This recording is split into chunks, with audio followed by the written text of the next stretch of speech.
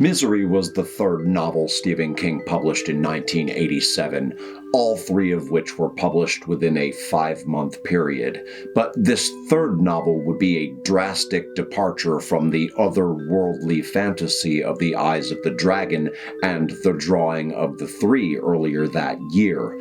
Misery is a decidedly different, intimate, small-scale study of obsession, psychosis, and a parasocial relationship gone terribly wrong.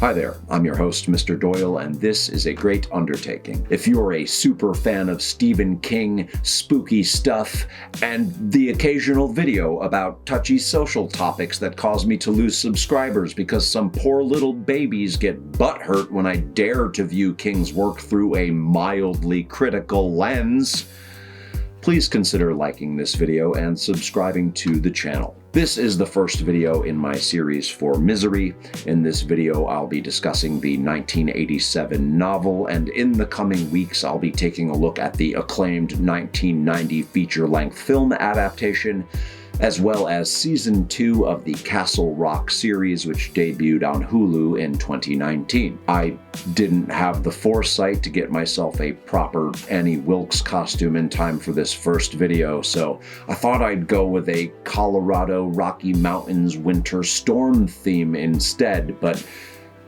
it is, of course, actually summer right now, and so I am deeply regretting this decision.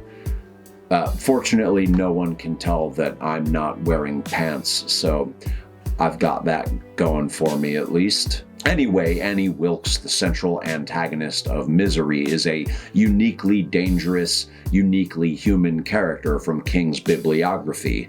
She doesn't possess any supernatural powers, she isn't possessed by an evil spirit, but rather she is a deeply disturbed, deeply obsessed woman who has taken her favorite author hostage.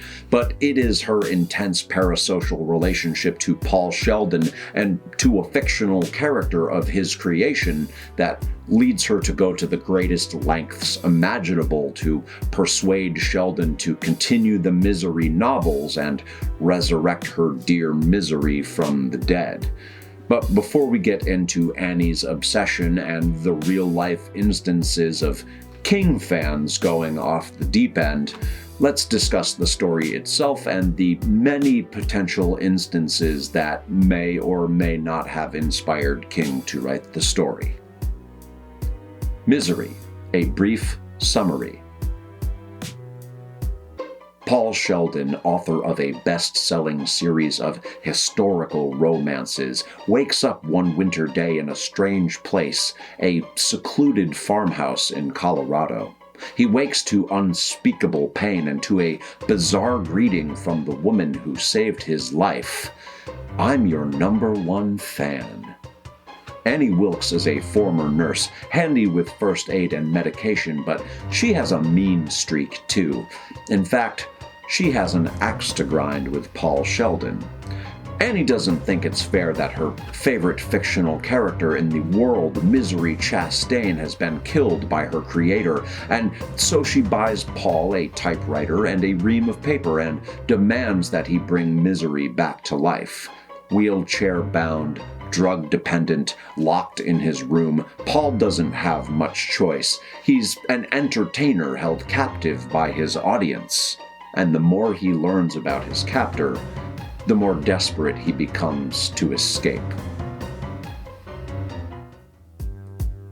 History and inspiration.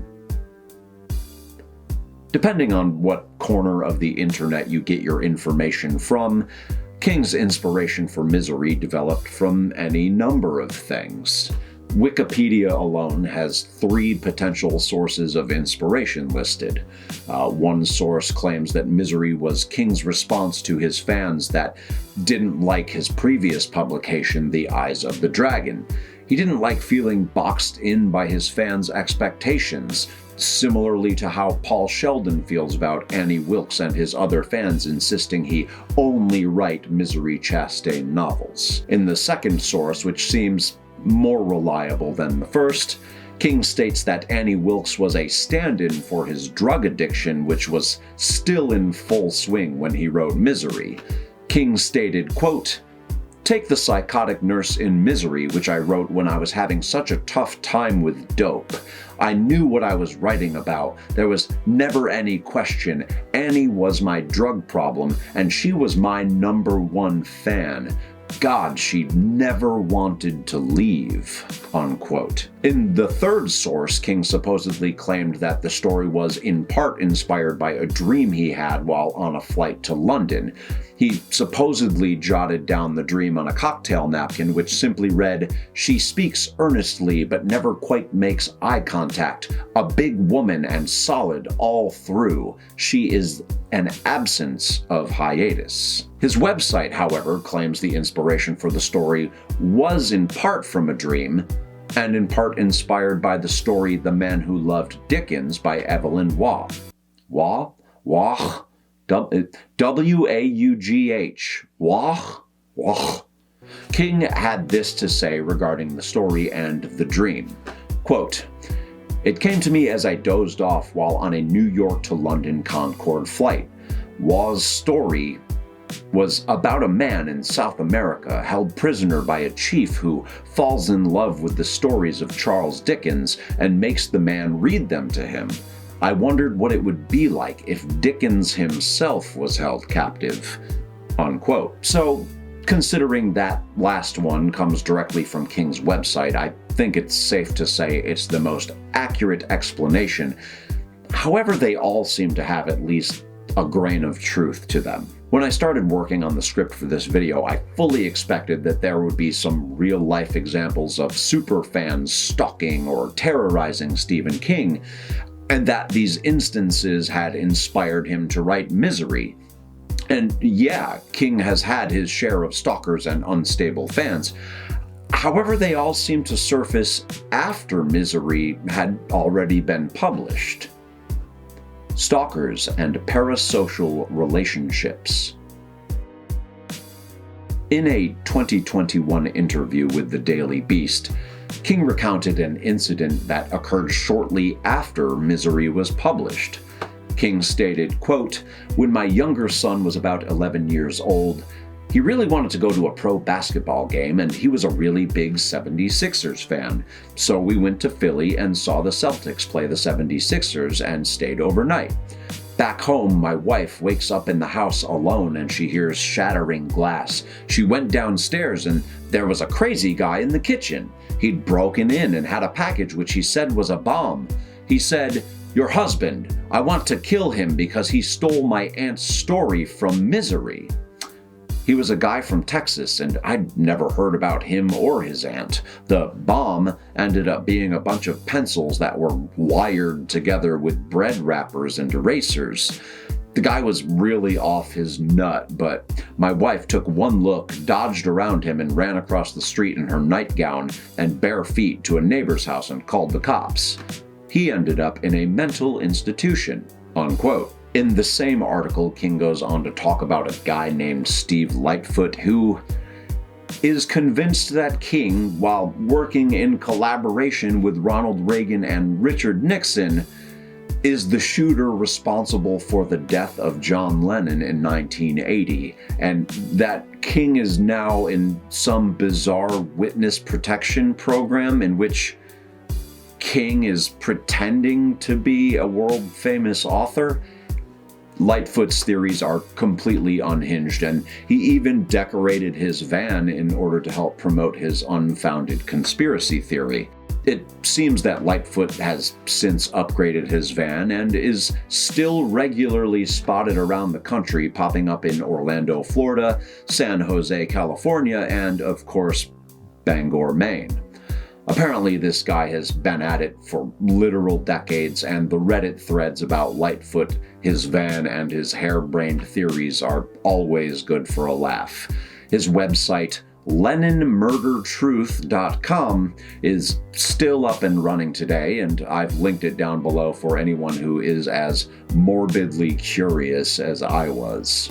Additionally, an article published in People magazine from 2003 recounts the events that led to a man being arrested and consequently deported for, well, basically for being suspicious.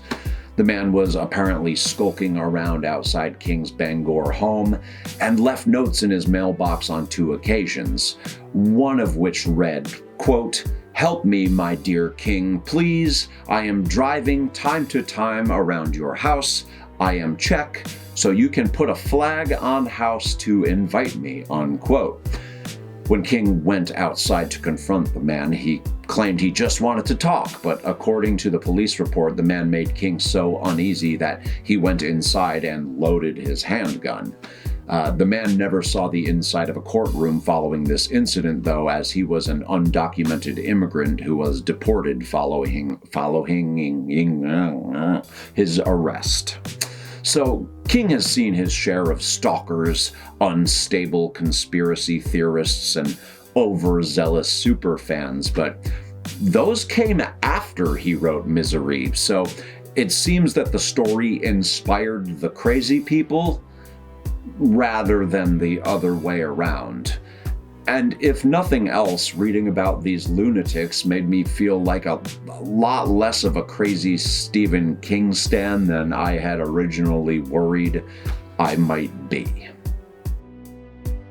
Final thoughts. Misery is a great story despite its small cast of characters and limited setting.